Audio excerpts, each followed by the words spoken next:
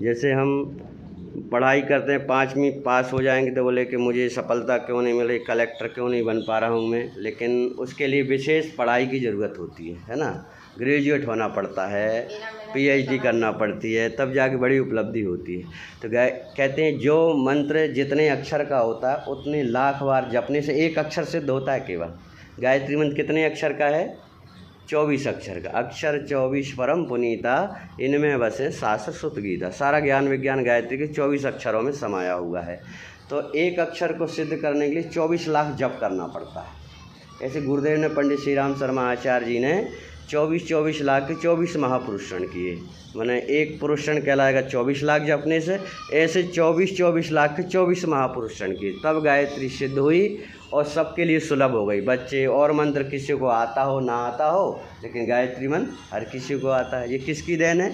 गुरुदेव पंडित श्री राम शर्मा आचार्य की, जिन्होंने गायत्री का जप किया और हम सबको गायत्री प्रदान की, ताकि हम सभी गायत्री जप सकें और गायत्री जप करके हम देवता बन सकें। आज के समय में बच्चों को, हर व्यक्ति में देख रहे हैं, व्यसन की आदत पड़ रही है। बीड़ी, सिगरेट, पान मसाला, गुटखा, ये क्यों खा रहे हैं?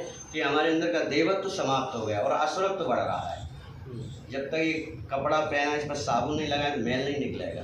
तो लोग कहते हैं गायत्री जपेंगे तो हमें बहुत कुछ छोड़ना पड़ेगा। गुरुदेव ने कहा आपको बहुत कुछ नहीं छोड़ना, गायत्री अपने आप छुड़ा देगी। जब साबुन स्पर्श होगी ना कपड़े से, मैल अपने आप निकाल देगी।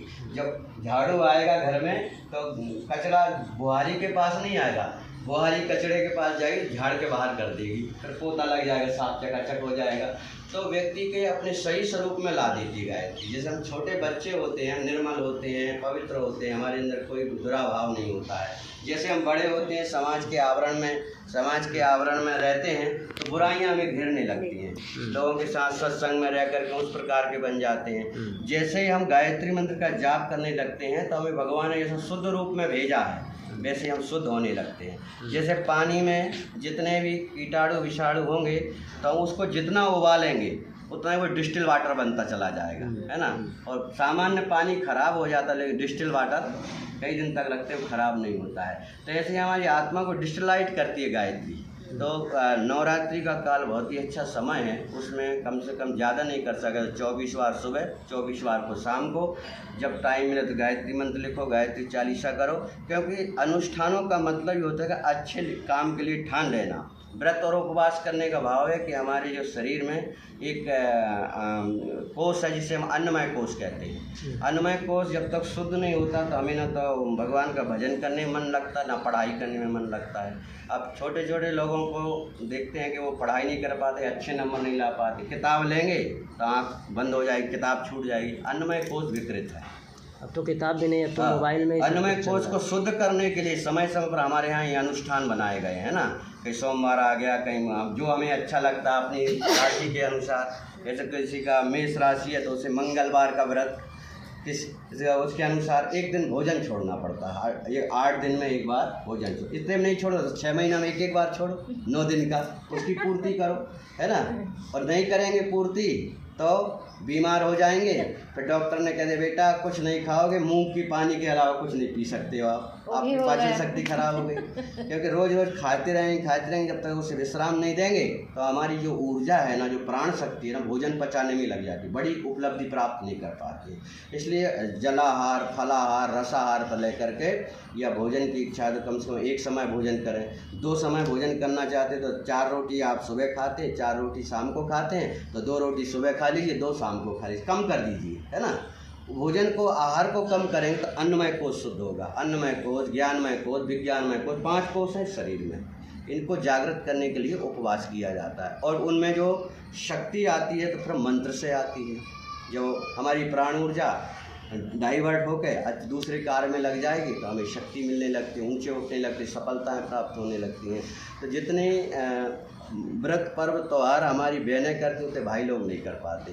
कितने उपवास व्रत करते हैं, उनकी शक्ति से ही ये सारा संसार चल रहा है। और श्रेय किसको दिया जाता है? पुरुष को दिया जाता है। पंखा चल रहा है, नाम किसका होता? पंखा चल रहा है। चला कौन रहा है? लाइट चला रही है, टीवी चल रही है ना, लेकिन चला कौन रही है? पावर चला रही है। ऐसी हमारी नारी शक्ति को देवी शक्ति कहा गया है और शक्ति स्वरूपा माना गया उनको। जब वो हमारे साथ जुड़ती है ना, लगता तो हमको है कि हमारी घर गृहस्थी अच्छी चल रही, मैं कमा रहा हूँ, लेकिन अकेले रह कर देखो, अकेले रह कर देखेंगे जब तो हमारी बहन जी घर पर नहीं रहेंगी, जब भी चाय कढ़ाई में चाय नहीं बन जाएगी, जब तक बर्तन साफ नहीं होंगे, पूरा बंडी वारा हो जाएगा, भूतवासा हो जाएगा।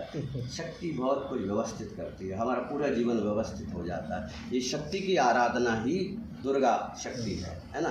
दुर्गा दुर्गम कामों को सुगम बनाने वाली शक्ति का नाम ही दुर्गा है। जो सारे देवता हार गए, सिंह निशुम महिषासुर रक्तबीज से, रक्तबीज जैसा राक्षस एक बूंद जमीन पर गिर जाते 1000 राक्षस पैदा तुरंत हो जाते थे। फिर महाकाली का रूप धारण किया, जिसे हम कालरात्रि कहते हैं ना, 8वें दिन की महाशक्ति कालरात्रि। उसने प्रादुर्भाव किया, एक हाथ में खप्पर लिया, एक हाथ में खड़ंग लिया और पूरे मांस को पी जाती थी, बूंद जमीन पर नहीं गिरने दिया। उनकी हड्डियाँ और ये सर मुंड की माला पहन लेती थी, है ना, ताकि ज़मीन पर ना गिर जाए रखती हुई। तो मानवता के बचाने के लिए भगवान ने कैसे कैसे अवतार लिए, उनकी शक्ति को समझने के लिए हम ये स्थापनाएँ करते हैं। इस शक्ति की उपासनाएँ हम करते हैं ताकि हम शक्तिशाली बने, और बिना शक्तिशाली बने हम कुछ कर नहीं सकते हैं। समाज की शक्ति को कोई पूछता है, शक्तिशाली बने लोग हमको पूछेंगे, नहीं हमको कोई पूछने वाला नहीं। कहते हैं चाय में और दूध में मक्खी गिर जाती है तो चाय और दूध को फेंक दिया जाता है, दूध चाय को फेंक दिया जाता है, लेकिन घी में मक्खी गिर जाए तब मक्खी को उठा कर फेंक दिया जाता है। कहते हैं मूल्यवान बनो, शक्तिमान बनो, शक्ति की महिमा है, और जो अशक्त है उसकी कहीं रीझबूझ नहीं होती।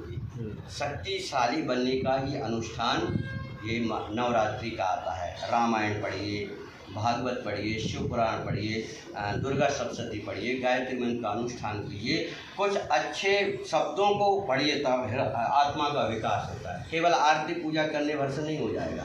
शक्ति जगाने के लिए कोई अच्छी चीज़ का व्रत लेकर के उसका अनुष्ठान कीजिए। अब हमारे बच्चे हैं, ज़्यादा नहीं कर, कम से कम 24 बार का व्रत लीजिए आप सब लोग, फिर 24 बार गायत्री मंत्र करें। हो सके तो 1 माला करिए, 1 माला सुबह, 1 माला शाम। हम लोग तो 30-30 माला करते हैं। आप देखते हैं ना, आखिरी दिन गायत्री मंत्र थोड़ा यज्ञ होता है, उसकी हम पूर्ण आहुति करते हैं। तभी हमारे अंदर ब्राह्मणत्व आता, समाज को सिखाने के लिए, समाज का दान जो मिलता है उसे बचाने की शक्ति आती है।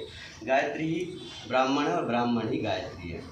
आप देख रहे हैं कि ब्राह्मण अच्छे से काम नहीं करे तो गुरुदेव ने गायत्री परिवार में जोड़ गायत्री कितने लोगों को ब्राह्मण बना दिए। बहनें तक यज्ञ कराने लगी, जिनको वेद पढ़ने का अधिकार नहीं था, जिन्हें गायत्री मंत्र बोलने का अधिकार नहीं था, वो बड़े बड़े यज्ञ कराने लगे। वो शक्ति किसने दे दी? परमात्मा ने, भगवान ने दे दी। गायत्री वो शक्ति है ही है। आपसे यही निवेदन है कि आप देखिए, आपका अनुष्ठान बहुत अच्छा सफल होगा। अधिक से अधिक गायत्री मंत्र जाप करने का प्रयास कीजिए। जितना समय है तो जहाँ बैठ गए बढ़िया, और अपना साथ नहीं हो पा रहा, आगे पीछे होता है तो आगे पीछे कर लीजिए, और समूह में होता है समूह में बोल कर लीजिए। इसी भाव से आइए अपन लोग 5 बार गायत्री मंत्र का जाप करते हैं, फिर आप लोग नियमित साधना करते रहेंगे। बोले गायत्री माता की जय, परम पूज्य गुरुदेव की जय, परम वंदनी माता जी की जय। कमर सीधी करो, आंख बंद करो, 5 बार गायत्री मंत्र। ओम भूर्भुवः स्वाहा तत्सवितुर्वरेण्यं भर्गो देवस्य धीमहि धियो यो नः प्रचोदयात्।